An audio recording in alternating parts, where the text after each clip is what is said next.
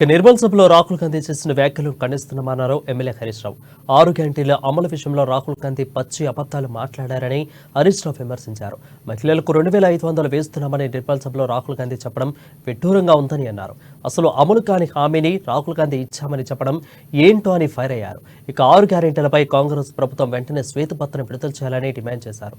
అలాగే కాంగ్రెస్ గ్యారంటీలపై తాను చర్చకు సిద్ధమని, ఎక్కడికి రమ్మంటారో చెప్పాలని హరీష్ రావు సవాల్ను విసిరారు. హామీల అమలు గురించి రాష్ట్ర కాంగ్రెస్ నాయకులు అబద్ధమాడింది కాకుండా రాహుల్ గాంధీ గారితో కూడా అబద్ధాలు ఆడిస్తారు. ఇది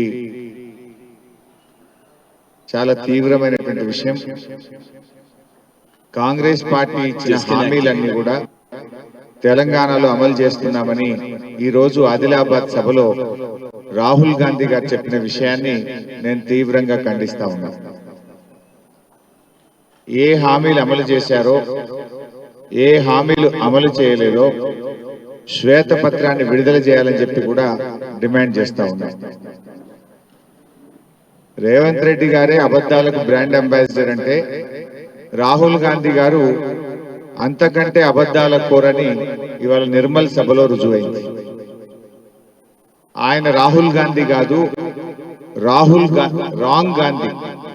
ఆయన రాహుల్ గాంధీ కాదు, రాంగ్ గాంధీ అని నిరూపించుకున్నారు. 6 గ్యారంటీలు మొత్తం అమలు చేశామని రాహుల్ గాంధీ గారు మాట్లాడుతూ ఉంటే రేవంత్ రెడ్డి గారేమో వేదిక మీద చప్పట్లు కొడతా ఉన్నారు. నిజంగా 6 గ్యారంటీలు అమలైనాయా? ఇవాళ రాహుల్ గాంధీ గారు